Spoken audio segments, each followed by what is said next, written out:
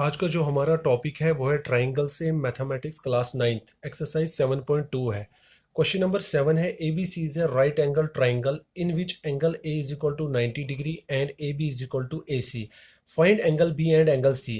ए B C हमारे पास एक राइट एंगल ट्राइंगल है जिसमें एंगल ए जो है वो 90 डिग्री है, ए बी जो है वो ए सी के इक्वल है।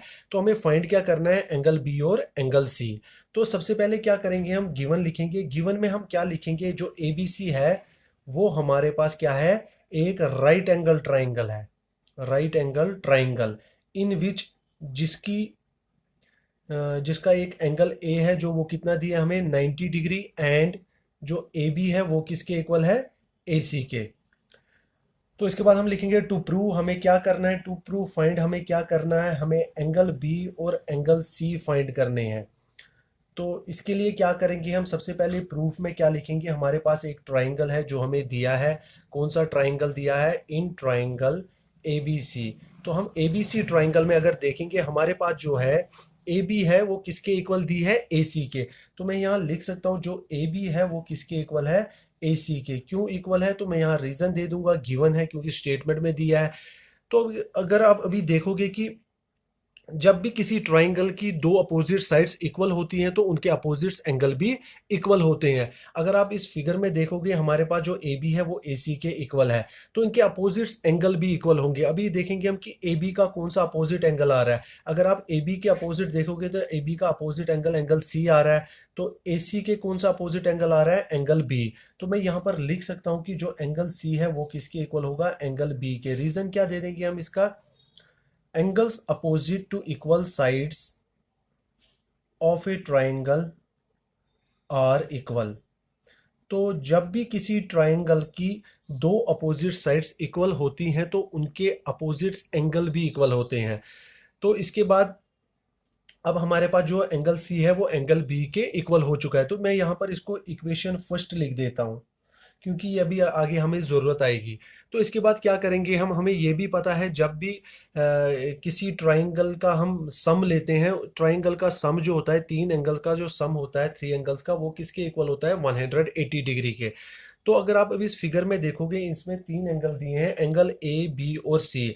अगर मैं इन तीनों एंगल्स का सम लेता हूँ 180 डिग्री, तो हमें पता है कि जब भी हम किसी ट्राइंगल का सम लेते हैं वो किसके इक्वल होता है, 180 डिग्री। क्यों होता है, क्योंकि हम यहाँ पर लिखते हैं sum of angles of a triangle, वो किसके इक्वल होता है, 180 डिग्री। तो मैं यहाँ पर लिखूंगा 9, जो मेरे पास तीन एंगल्स है फिगर में, angle A plus angle B plus angle C, ये किसके इक्वल होंगे, 180 डिग्री। क्यों होंगे, sum of angles of a triangle किसके इक्वल होते हैं, 180 डिग्री। तो मैं यहाँ रीजन दे दूंगा, एंगल सम प्रॉपर्टी।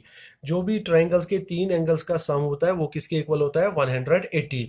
तो अभी आप देखोगे जो हमें फिगर की तरफ अगर हम देखेंगे, एंगल ए हमारे पास कितना दिया है, 90 डिग्री। तो मैं यहाँ पर लिख सकता हूँ एंगल ए की जगह 90 डिग्री प्लस एंगल बी। अगर आप इक्वेशन फर्स्ट देखोगे जो भी मैंने ऊपर सॉल्व की, angle C is equal to angle B. तो यहाँ मैं एंगल बी के बदले में एंगल सी लिख सकता हूँ क्योंकि मैंने इक्वेशन फर्स्ट में मैं ये एंगल बी जो है वो एंगल सी के इक्वल आ गया था। तो यहाँ पर मैं लिखूंगा एंगल सी प्लस, इस एंगल सी को मैं ऐसे ही रहने दूंगा, इज इक्वल टू 180 डिग्री। तो यहाँ मैं लिखूंगा by using first, equation first, क्योंकि मैंने यहाँ पर कौन सी इक्वेशन फर्स्ट यूज की, इक्वेशन फर्स्ट।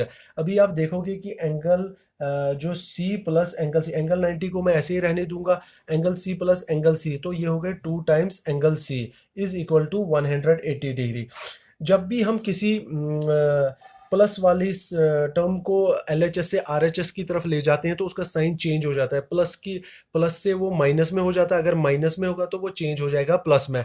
तो मैं 90 को अब LHS से उठाकर RHS की तरफ ले जाऊंगा, तो यहाँ क्या रहेगा, 2 times angle C is equal to 180। तो जो प्लस 90 है यहाँ इसका साइन चेंज हो जाएगा, ये चेंज हो जाएगा माइनस में, तो यहाँ जाएगा -90। तो मैं यहाँ पर लिखूंगा 2 times angle C is equal to 180 minus 90।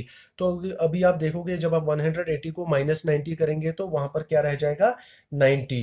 तो अभी हम देखेंगे जो अब मेरे पास रह चुका है 2 टाइम्स एंगल सी। अभी आप देखोगे जो ये 2 मैंने लिखा है, ये 2 टाइम्स एंगल सी। टू और एंगल सी जो है, टू इसके साथ जो एंगल सी के साथ है वो मल्टीप्लीकेशन का साइन है। टू का जो साइन है वो एंगल सी के साथ मल्टीप्लीकेशन का है। मल्टीप्लीकेशन जब भी एलएचएस से हम उसको आरएचएस की तरफ ले जाते हैं तो वो चेंज हो जाता है डिवीजन में। तो यहाँ पर क्या हो जाएगा, एंगल सी यहाँ रह जाएगा और जो टू है ये डिवाइड में चले जाएगा, ये आ जाएगा 90 डिवाइड बाई टू। तो यहाँ पर क्या हम करेंगे, 2 से 90 को डिवाइड करेंगे, 2 वन ज़ा 2 45 ज़ा, जो हमारे पास एंगल सी है वो क्या आ चुका है 45 डिग्री। अगर आप इक्वेशन फर्स्ट की तरफ देखोगे, जो हमने इक्वेशन फर्स्ट की थी उसमें हमने यहाँ पर दो एंगल्स इक्वल आ चुके थे। कौन कौन सा एंगल, एंगल सी जो है वो एंगल बी के इक्वल आ चुका था। तो अगर हमारे पास एंगल सी 45 डिग्री है तो एंगल सी जो है वो एंगल बी के इक्वल है, तो इसका मतलब क्या हो गया, एंगल बी भी 45 होगा। तो हम लिख सकते हैं also angle B is equal to 45 degree. तो हमें यही प्रूव करना था कि एंगल सी और एंगल बी को हमने फाइंड करना था कि ये कितने कितने डिग्री होंगे। जो हम अगर हम फिगर में देखेंगे तो फिगर में हमारे पास एंगल ए जो था वो 90 डिग्री दिया था। तो अब हमारे पास एंगल बी जो है वो 45 आ चुका है, एंगल सी भी 45 आ चुका है।